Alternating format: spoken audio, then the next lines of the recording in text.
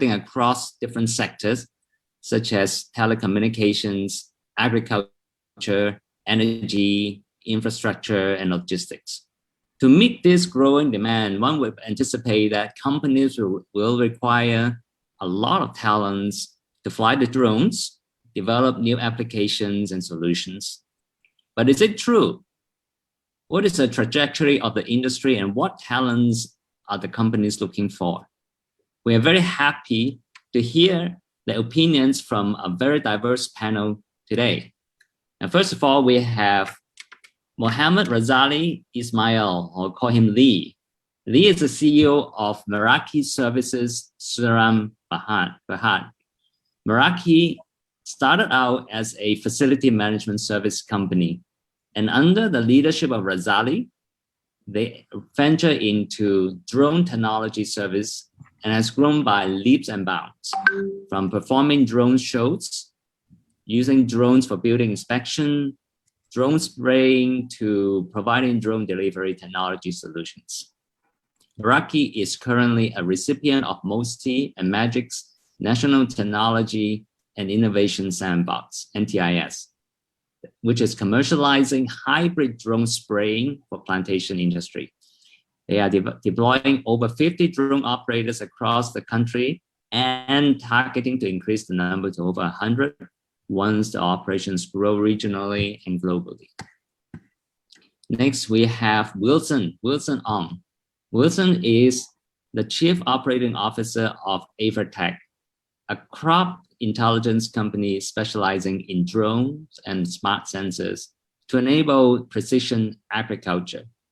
AVERTECH provides crop intelligence, including plantation control systems, for monitoring site conditions through aerial and ground information, such as topography, crop health, soil quality, rainfall, and farm operations activity, and other processes important for the production cycles.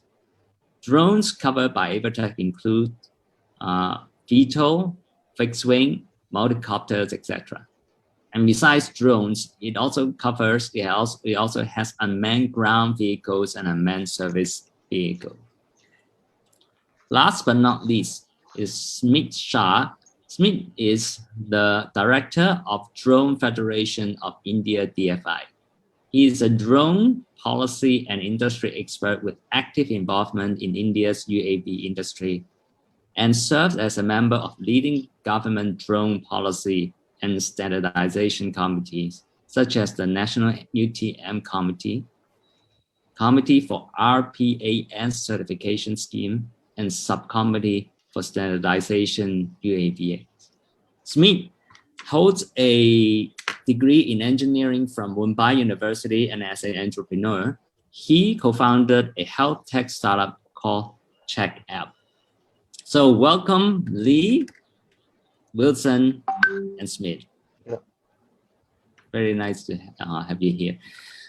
So maybe I start with Lee. You're in Malaysia, and your company has grown from a conventional property service business to a highly innovative technology business. Can you describe the transformation journey for your company? Hi, Ray. You gave a very good so-called as the brief on Meraki. All right. Thanks for the wonderful brief about Meraki. I wouldn't want to dwell so much on who are we. You can read us in website, but the most important factor that I really want to emphasize into, first of all, the first question that will arise and may arise is, do you know how many are the facilities company in Malaysia? All right. So that is something that we really want to emphasize. So there are roughly, okay, this is only approximate, 1,286 facilities company in Malaysia currently. Okay, so now you just imagine the numbers. Looking at us, we are a humbly small startup company, started in 2016. They are way back. Facilities management has been in the industry for way too long. I mean, from collecting rubbish, from mechanical, clerical job, engineering, architects, chargemans, security guards. All this ecosystem are under this property management and facilities management per se. All right. We went through many tenders. All right, to look into how those as others. We went through many tenders, and some we get, some we don't. But one day, this very one day, back in 2017. All right. We draw back 3 steps and we said that how are we competitive based on those who have been in the industry for the past 20-30 years. We can't beat UEM, we can't beat Semasa Services, we can't beat many other countries. So those are the things that we evolve, and we said that I think we really need to look into a different landscape altogether. All right, hence we decided this digital transformation journey. All right, it started back in 2017, where we transformed the whole entire looking into how the whole ecosystem of digital era. I mean, it was pretty new then. All right, no one was talking about digital back then. Today everyone is speaking about it. All right, so it was a hard thing. There was some resistance. There was in the culture of, no, we want the conventional way. So that makes us a bit slow in the initial stage. But you know what, based on that, all right, so we motivated the team by saying that, you see, Kodak, all right, I'm not saying that Kodak did not make it, but because they did not went through the digital journey that they're supposed to, all right, they died. All right, so this was the motivation, some of the motivational layman terms that we bring it to motivate the team, that was the route that we really need to take, from having security guards to drone surveillance and a command center, from having people climbing towers to having drones building up 3Ds, from having facilities management whereby we have our people who wash and do this inspection of buildings. This is where we took the other initiative by using drone, make it in a 3D mapping, and to show them we have our certified engineer to certify the whole entire building. And from 7 days, we went through 24 hours. All right. So those were the things that we did, and this is how we reached to today. Today we don't only look into facilities management, but because we did this transformational journey, it went up to agricultural. All right, it went to a different landscape that we never thought of. All right, so that was a really a challenging moment. We had initial turbulence, but today we are smooth sailing with showing that we have the competitive advantage. Yes. Wow. So you lay them out the vision and the potential of the industry, and also the threat, right, of the existence. I would love to be in your prep talk when you were there. I would have joined your team, by the way. So that's great. But how, besides giving them this vision and encouragement, and also the reality, right? What kind of support that you give them in order to transform them from a very a common, right, a person, a common worker, right, to a high-tech performer? Okay, what we did best was, first of all, we lay down the mission, all right, the vision and mission, first of all right. We get a very good trainer, all right, to train us, including me, all right, to go through the landscape of how this digital era will work in the next few coming years. If we miss the boat today, we will be no longer on the boat. We cannot sail. All right. So as the captain of the ship, I told them that this is the way, this is how we want to move forward, and we need the whole team to cooperate. All right. I mean, Alhamdulillah, I mean, most of them, all right, decided that this is the right journey, this is the right path, all right. So what happened was we went through a phase of not only in-house in-house or job training, but I brought them to an island, all right, to make sure that they do not see what is in the office, and they work from somewhere else. And I showed them that when in years to come, all right, your office may not be your office anymore, because you can work from anywhere. You can work from an island. You can work from anywhere. So this was the digital transformation that I want. You see, it's always about seeing is believing. If you don't see it, it's all myth. All right. So you have to see to believe it. So there were other circumstances that scenarios that we went through. All right. So we went out from out of office. We went through different places to show them that the digital era evolved. All right. Sometimes it really happens that we have meetings in Starbucks, meetings in other areas. So it's to show them that the initial digital era is happening, and that's where we want to move forward with. Okay. So you are really ahead of the curve, and before everyone works from home, and you get your team working from an island. Island, yeah. That's great. That's great. Yeah, I love to work on an island too, but stuck in Singapore, a very small island here. Okay. So let's go to another person, Wilson. Your company is actually have a pretty large team. We have operations in Indonesia, Singapore, and Malaysia, and you have different pillars or different components, right, of the solution, such as the hardware, software, and applications.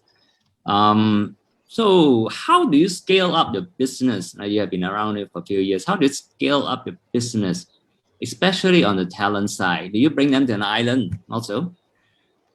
Hey, technically, they're staying on an island for the past 2 years, 3 years. Yeah. So maybe I should just hop from one island to another island. Yeah, but for us, we are a full service company. So we build the drones, we assemble it in-house, we develop the software for them, and we also do the actual implementation. So that's the reason why our team is relatively big. We are currently around 200 people. So we went from 3% to 200 in around 3.5 years. For us to get that scale, at the very early stages, there was not much resources. So that boils down to the point where, because drone industry really started around 5 years ago, where we started to see some actual commercial interest when it really took off in the commercial market. So you don't see schools, education providing the right education. So for us, we did on that onset from the start, we built our own training arm. We have a dedicated team for training to make sure that things are going well, training in the headquarters, training on the site. That's how we managed to scale the company up over the time.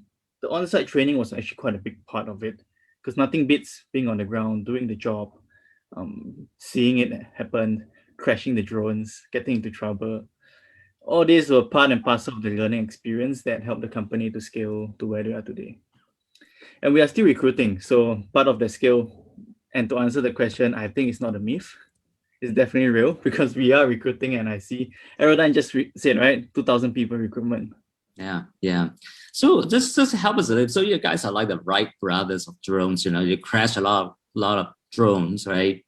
You do it in-house, experiment a lot of things. But how do you do that? You really use, is it you and how do you decide to do it? Because you could have a partner with someone, right? And why do you do it yourself?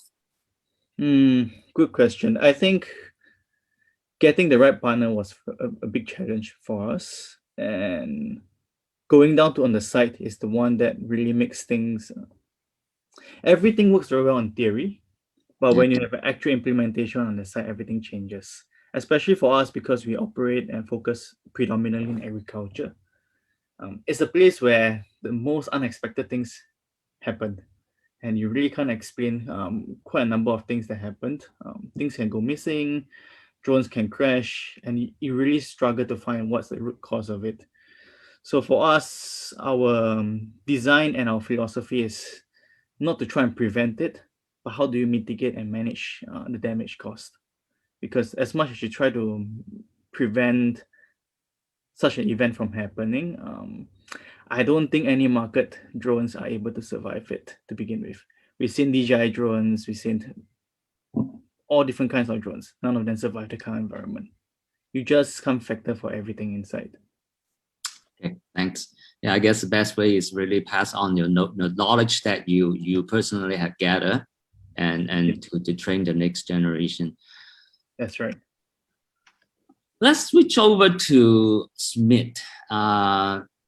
And we know that India is a big country, right? It has pretty strict rules regarding drone flying, and it started back in 2018 when the rules were erected. But a few recent reports like Drone II or SUAS cited that India is the fastest growing market in the world. Do you agree with that assessment, or why? And why? Thanks, Ray, for inviting me over first, and looking forward to some very exciting comments from everyone. Coming to the specific question on India, I believe for understanding India, I think the companies first need to sort of connect with the locals here. While we keep talking about a strict regulation, definitely there was a strict regulation right from 2018, but what most people missed were the finer details, which is while there is a strict regulation, the government is actually pretty forward in terms of giving waivers and other types of permissions for large contracts. So to typically give you an example, just taking a step back before that, as Drone Federation of India, we are now representing close to about 200 drone manufacturing and service organizations in the country. India alone has about roughly 200 companies, which is either into manufacturing or giving some kind of services. These are obviously big and small both. And we have close to about 2,000 drone pilots itself in India. So, the strict regulations are there, which usually are looking at the very small contracts that may be, something that needs to be inspected more from a 24-hour or a 48-hour period. But when you look at very large industrial contracts like land survey, inspection, agriculture phenotyping, and all of that, that's where the government has actually gone really one step further and is giving waivers to all the different types of companies.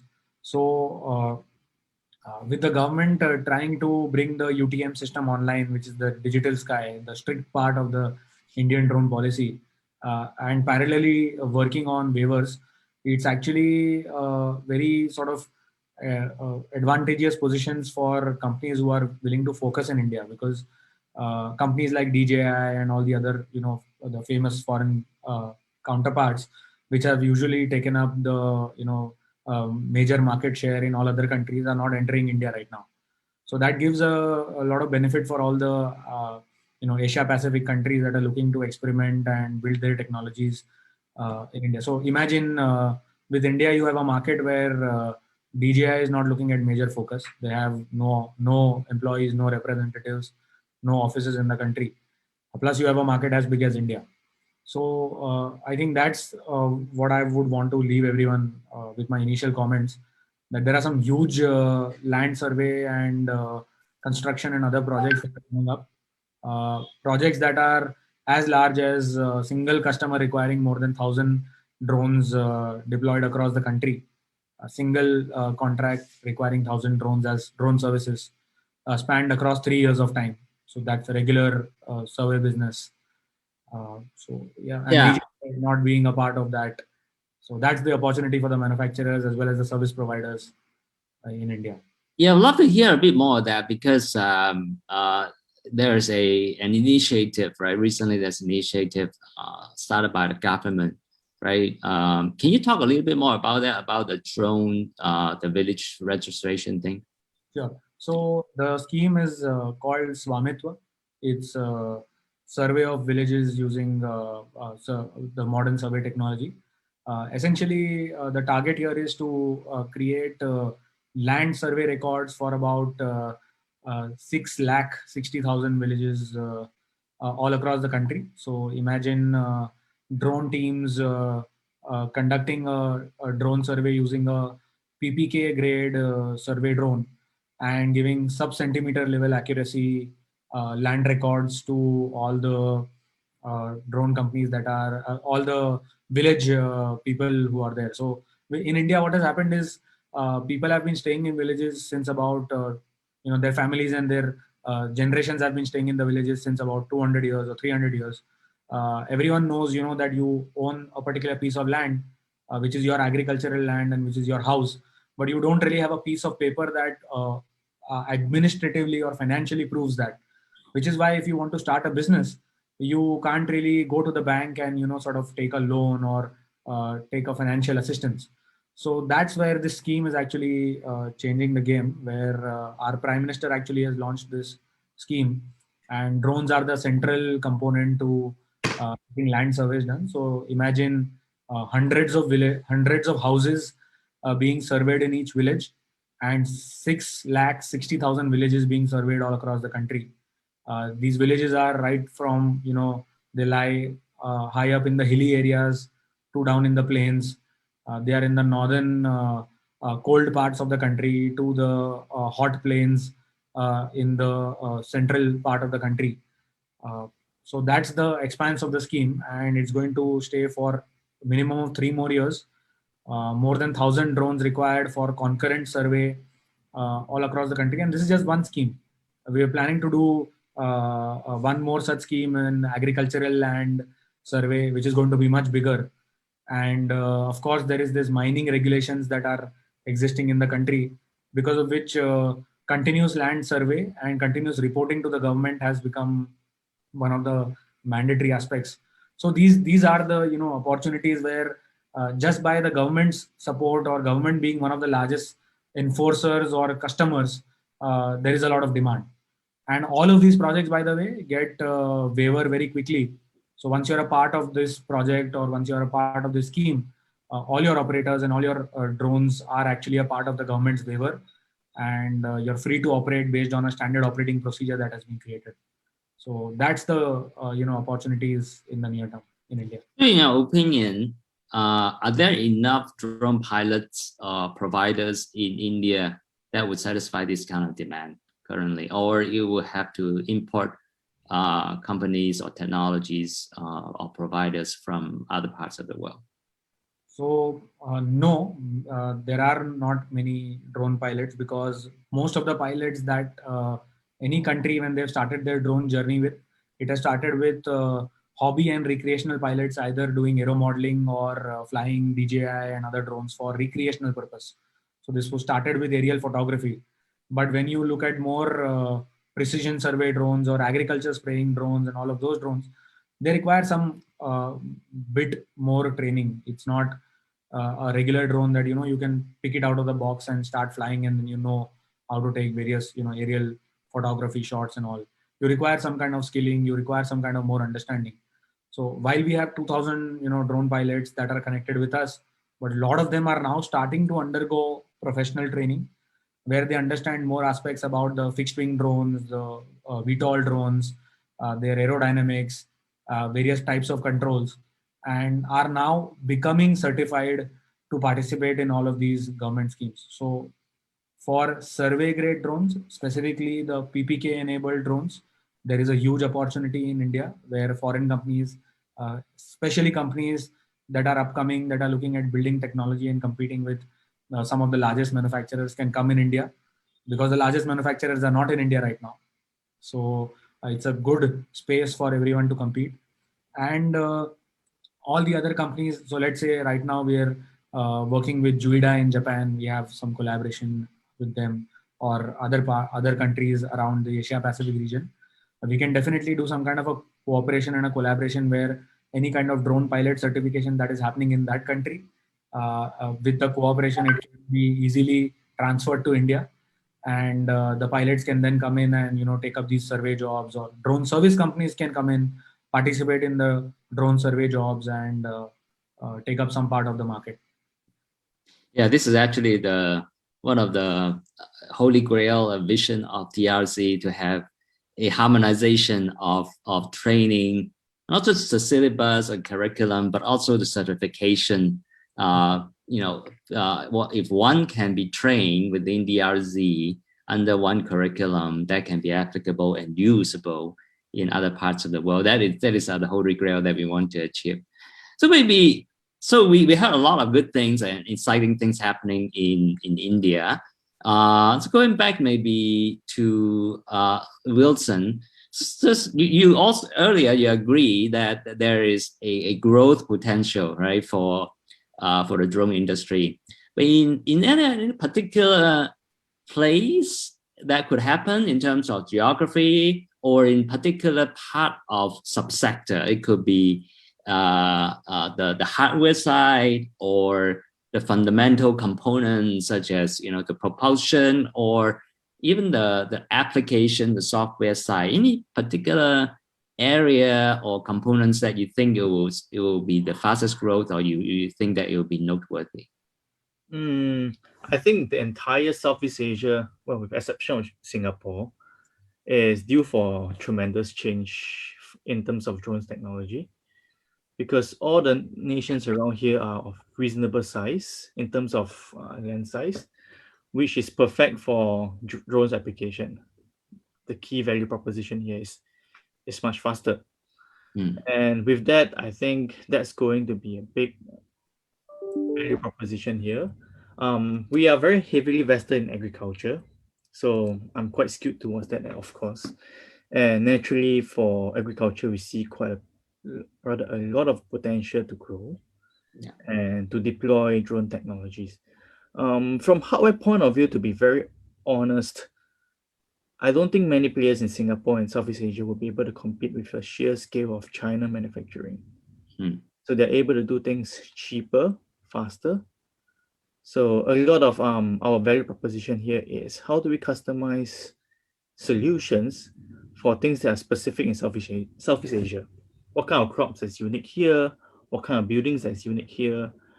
What kind of structures? For example, oil and gas. China doesn't have that kind of drillings and mining that we have.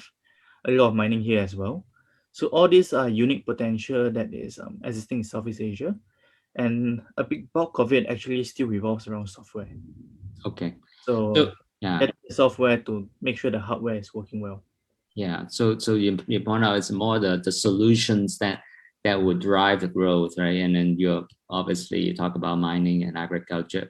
How about Lee? In perspective, what do you think the growth area? I mean, I know that you have been involved in agriculture and deliveries and traditional facility management kind of thing. Is that something that you think that you continue, or there's some very interesting place that other people should look at as well? Okay. It's a very interesting question. This is, today, for us, this is really happening. Okay. There's no doubt on it. It's really happening, and we must be part of it. That's number one. So, let's say the whole thing, that how we say this is a potential thing, it starts from the early stage. All right. Now, you will be surprised to see that the school leavers are already using drone. And you know what get them start with is they were playing games. All right. So from the game, right, and then they went to the real hardware. So there's a huge potential, and we are looking into the industry per se. But these youngsters, all right, the teenagers today, they initially they played game, and now they are really looking into the real hardware. So they are really much into it, and that is the potential growth. They saw the potential growth. It's no longer about hobbies. Some of them can even take pictures or videos better than my pilots. You'll be amazed with the image and the videos that they take. So it's all about how the whole potential growth is to be. I would just to give you an example, right? The current wave, right? Let me bring you to FMB. All right, let me bring you sort of to FMB. Now, a kedai mama, a kedai mama means a food stall, all right? A food stall versus Starbucks, all right? You can see both of them. The youth, the teenagers would not want to work in a kedai mama, okay, versus a Starbucks because they said that they have that barista thing, So, but end of the day, it's the same. Both are making coffees, but they do not want to work in the at the steel street, and so they want to work. You see, it's all about that. They saw the potential, So, how does this bring us to a drone industry from barista, FMB? All right. Now, I would like to bring you to what we have today. Now, we are the first drone company that have ventured into hybrid drone, first in the country, right? So now, based on that, you will be amazed to know who is our head of engineers. Our head of engineer was driving his own motorbike few years ago. No one had entertained him. He was on his own street, illegal racer, I would say. All right. And today he's our head engineer. You know what? The engine that he can just open the carburetor, he can just open the whole entire thing and assemble it back and make sure the drone runs it by itself. So you see, those people who we didn't value so much previously, we bring into a place that they feel they fit in the ecosystem, they like the job, and they will make sure that it works.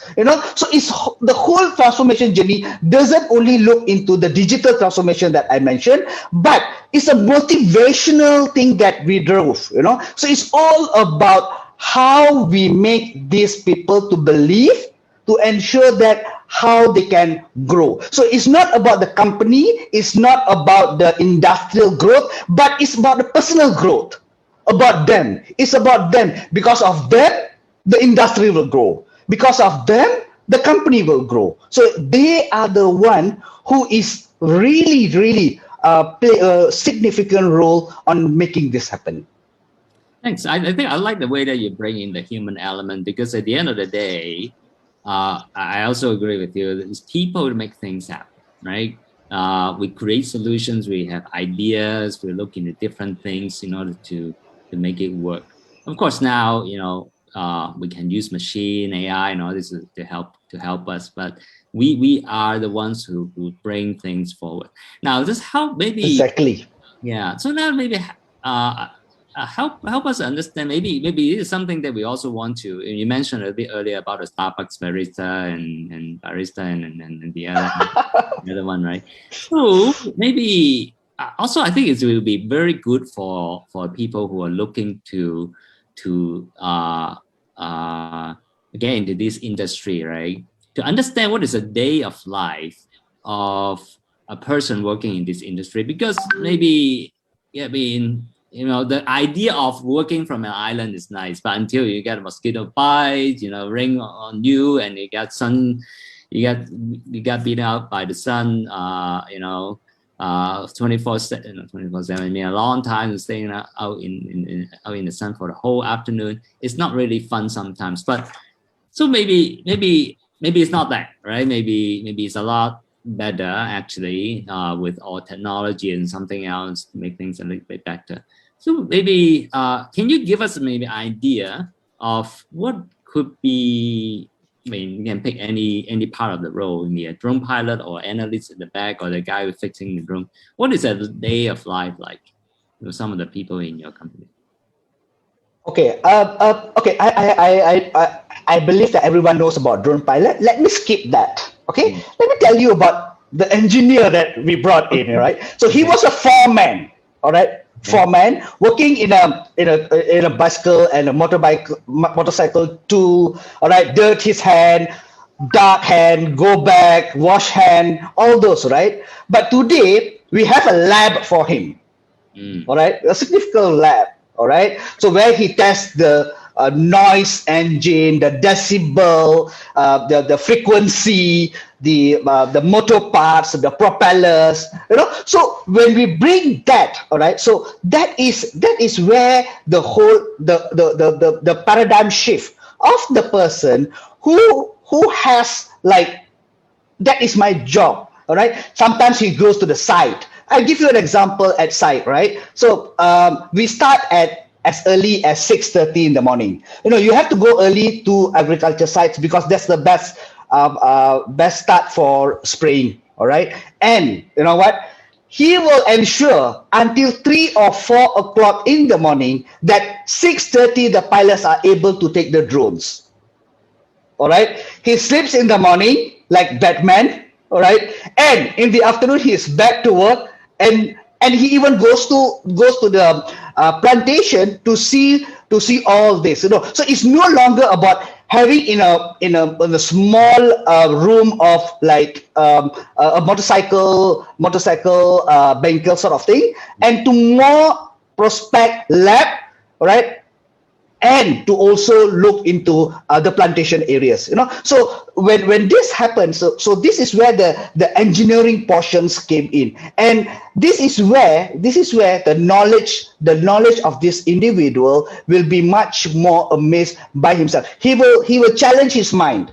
All right. Previously, he has done this, and then he will open his mind. No, I think I have to make it shorten. This has been frequent failure. So he himself will do all those during the site and pre. So the day that you mentioned just now is pre, during, and post. So I divided into these 3 different segments. So before the pilots take up, all right, during the pilots, and post maintenance. All right, so these are the for the engineers, I would say, and I would also mention this, that it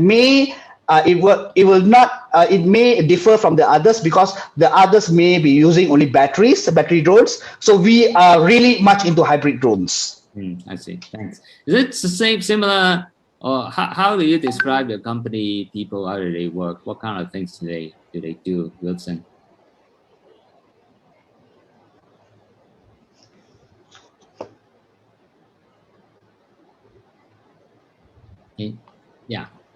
Yeah, I'm new now. Yeah. Okay. In terms of the people doing the work, right? Yeah, is it like, is it also, since you're doing agriculture, maybe slightly different, right? In terms of the scope, how would the people? What's the day of life of the companies, of the employees in your company? Yeah. I think whatever that you hear out there is not too far from the truth. If you're talking about the drone pilots themselves, the key thing that we're looking out for is the willingness to go down to the site. It's not cut off for everybody, and it's definitely harsh conditions.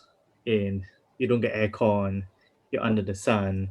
Definitely, that's true. So that is part and parcel of being a drone pilot in the agriculture space.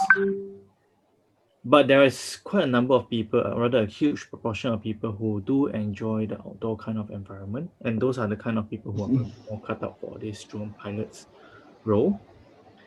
Subsequently, they will be looking into how to improve on the hardware technical knowledge. And that usually comes along with experience. And then they move up on the career cycle and see how they could manage the teams, how they could manage the drones better on the site. So yeah, it's true that the work there is not easy and not all sweet, but it's something that is different, and we try to rotate it around with different kind of drones. That's one advantage that we have. That is, we have multiple kind of drones, so they get the chance to try out different kind of equipments, different kind of toys, as I like to put it. I see. Smith, how about in India? I know that there has been a lot of, look at the traditional IT industry, they're all sitting behind a computer screen, in front of a computer screen, right, to do their work. But drone is a bit different. But do you think there's a big component that does the data analysis, the mapping part, that the life is slightly different from or similar to other guys that have shared? So, Ray, I would want to answer this question in 2 parts. First one, when we talk about drone pilots, usually there is one aspect that many people forget, which is for most of the countries, not just ASEAN countries, but all across the world, the minimum requirements for becoming a drone pilot are significantly lower, which essentially means that you had a lot of people who probably did not graduate with a degree, or did not go to higher schools. So in India, I'll give you an example. Let's say you just completed school and passed out in English. You just require to complete a school, and after that you can undergo a certification course and become a drone pilot straight away. So what most people also miss when we talk about drone pilots and all, that being a drone pilot in itself is an opportunity that none of the other industries were given, because you can't compare a drone pilot with a simple labor job that a school graduate would get, right? If you look at all the technical jobs right now in the country, let's say if you want to become a drone engineer, or you want to become a software solution provider or coder, for example, you need to be a university graduate. And in India and all the other ASEAN countries, so many people are becoming engineers, so it's becoming really tough. Drone pilot gives that opportunity for someone who's not that well educated, or probably missed out because of a few reasons in their life, uh, to not become just another labor or not have any kind of a blue collar job, but you can actually have a white collar job while not being a university graduate. Because even if you're just a drone pilot, you still get paid much better than a blue collar job. So I think that is one important aspect that everyone keeps missing, that while you're just a drone pilot, there are many more. It's easy to become a drone pilot, but that opportunity in itself provides a path for someone who could have gone towards a blue collar job, which would have been very laborious. You have to work under the sun, harsh conditions and all of that, and you get paid less. But with the same qualifications, if you are able to tap on this opportunity of becoming a drone pilot, you can become a drone pilot in about 10 or 15 days of a basic course, then intern with any of the drone companies, learn a bit more, and probably after 1 or 2 months or 3 months, become a professional drone pilot, and you can earn a lot of money, good money, rather than being a blue collar sort of employee. So that's one thing that is very important for everyone to understand, that this is a very important opportunity for otherwise becoming a blue collar employee. The second part about the data analytics and the data tagging part, I think in that what we keep missing is we keep comparing all these data analysts and data processing guys with general data analytics.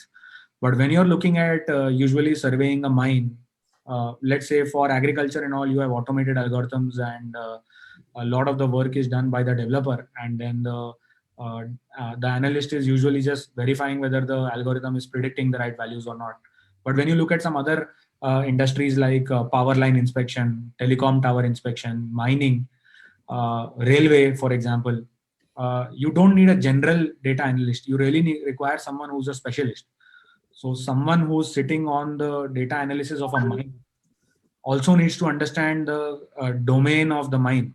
Otherwise, you will not be able to know whether the haul road, which is the road on the step of the mine, is actually a haul road or not, whether it is following a government regulation where you are required to keep the road of a particular height so that two trucks can cross each other. When you're talking about a railway inspection, if you're not coming from a railway background, at least even if you're not a expert, you still need to come from that domain background. Otherwise, you will not know what are the nitty gritty or the aspects of whether the track is in alignment or not, whether there are few lot of things can happen with the assistance of algorithm. But if you don't know about the domain, then you will not be able to come up with those specific inferences.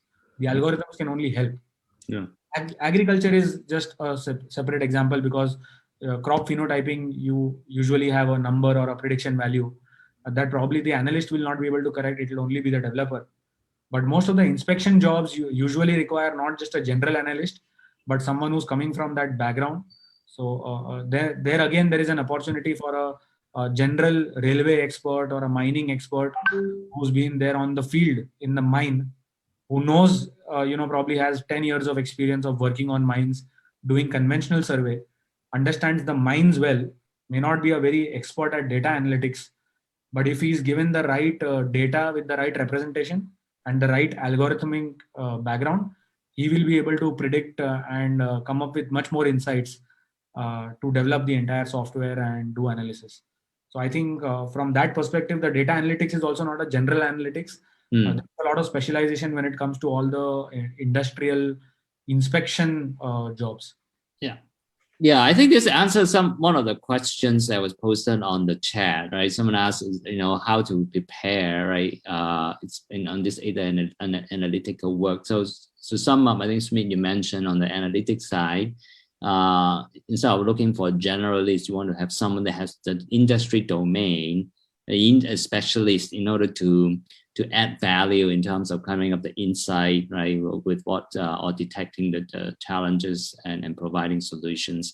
I guess I can also be trained as we grown and trained as a person doing more and more work within that particular domain as well. Of course, having a background in that will help, right? But as a person working that after a period of time, I guess that person will be able to gather much more valuable insight in certain part of industry. Maybe I go to another question that talks about the criteria to become a drone engineer. The candidate is from a manufacturing industry, in traditional mechanical processing and technical service. What can be applied if the person with that kind of background? What can be applied in the drone industry? Anyone wants to take that? Take a stab at it. Wilson, would you want to see if someone has that, traditional industry, manufacturing industry background? How would you transform him into a drone player? Right. We really are looking out for, actually before that, I just wanted to add on Smith's point about, I think he brought out a good point where people who end up as blue-collar workers being missed out on opportunities are given the second chance to become someone in the professional space. And then from there on, they are able to acquire new skills, new knowledge that will allow them to propel a career forward and break out the cycle. That's really one of the big drivers and game changer in this lifestyle of these people. And that is something that we hope to be consistently working on as well. So coming back to a question, we don't really pick up for people who are with drone experience. There's not many of them. So we're looking for people who are skilled in electrical engineering and mechanical engineering, you name it.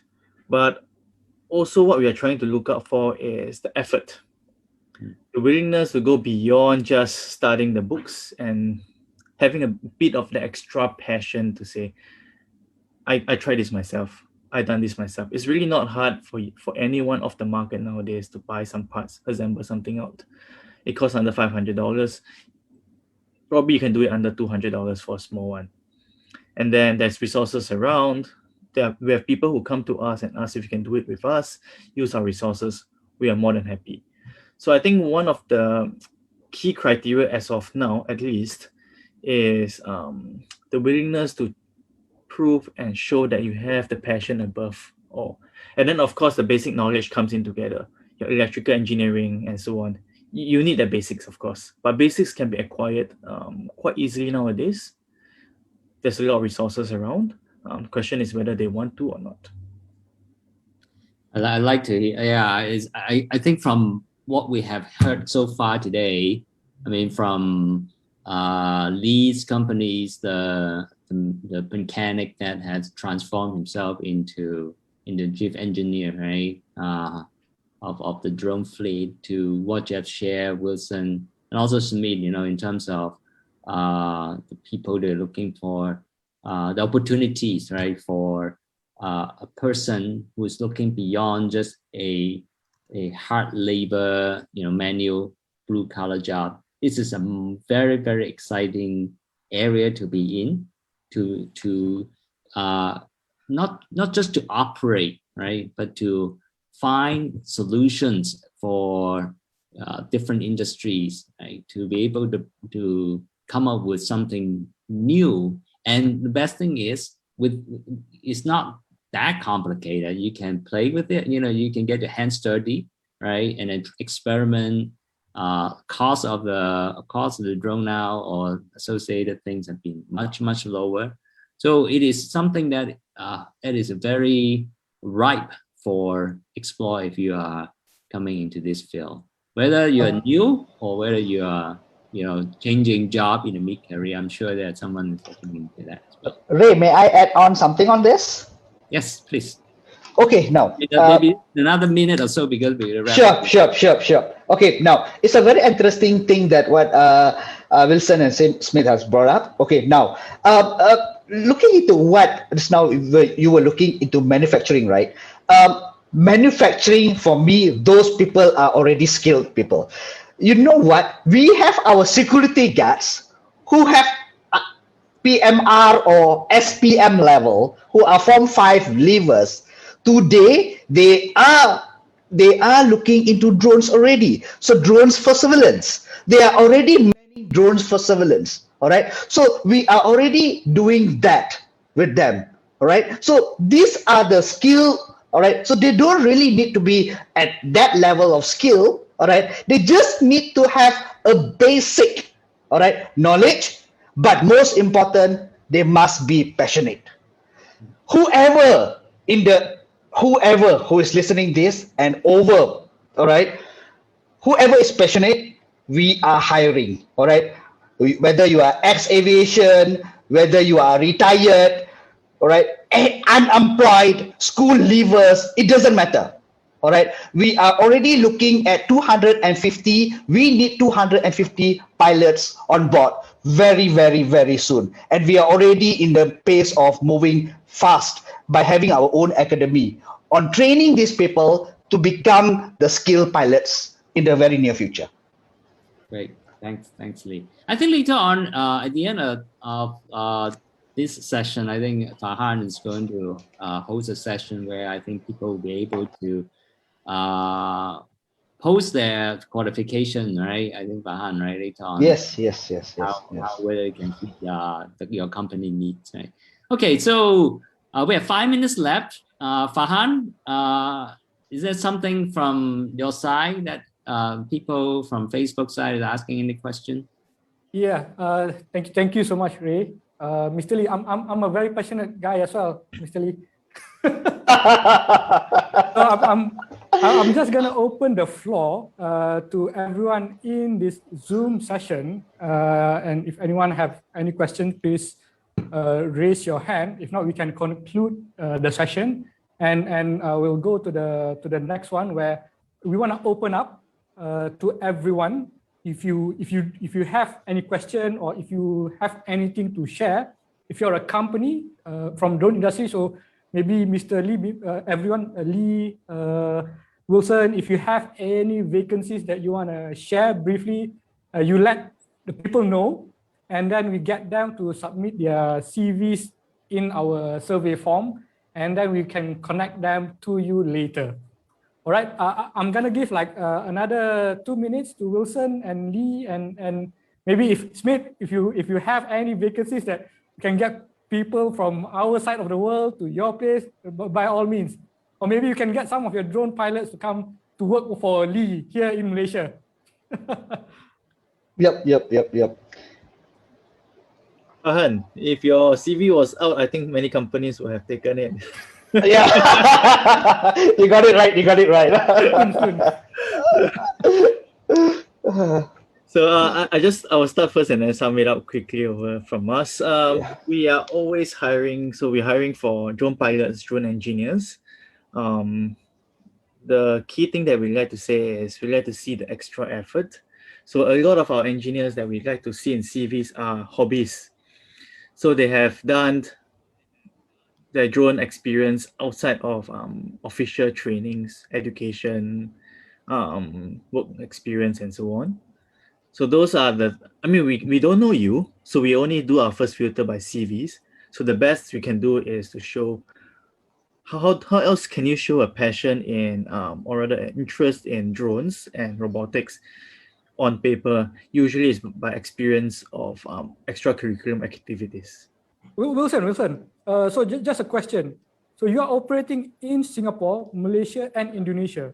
That's so right. when you hire, so does it matter? So for operations in Indonesia, do they need to be Indonesian for those in Singapore, likewise in Malaysia as well? Usually, yes. So we're hiring in both, except with the exception of Singapore, unfortunately. So Malaysia, Indonesia, absolutely welcome. All right. Good to know. All right. You heard that from Wilson. So send us your CVs, and once we see if there are any requirements that can match what EverTech is looking for, we will try to connect them to Wilson later. Ali, any vacancies from your side?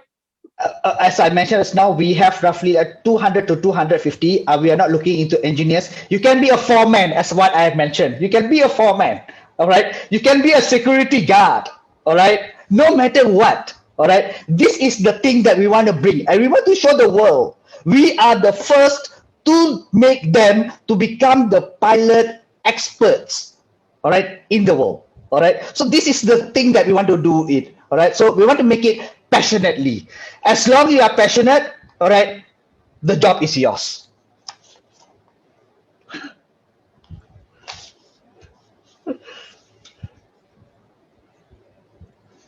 All right, Smith, any last word from you? Thanks, Farhan. Just wanted to mention that any companies that are building either PPK survey grade drones or heavy payload carrying capacity drones, there is a huge requirement by the commercial as well as the defense sector in India. And currently we are looking for companies, electric or hybrid, to come in India and service that need. So anyone on the call, if you are building or looking to build drones on that side, happy to put you in touch with the potential customers and look at some cooperation there. So that's it from my side. I think we need to speak to you, Smith. All right. Thank you so much. Thank you, everyone. Thank you, Ray. Thank you, Smith. Thank you, Wilson. And thank you, Mr. Lee.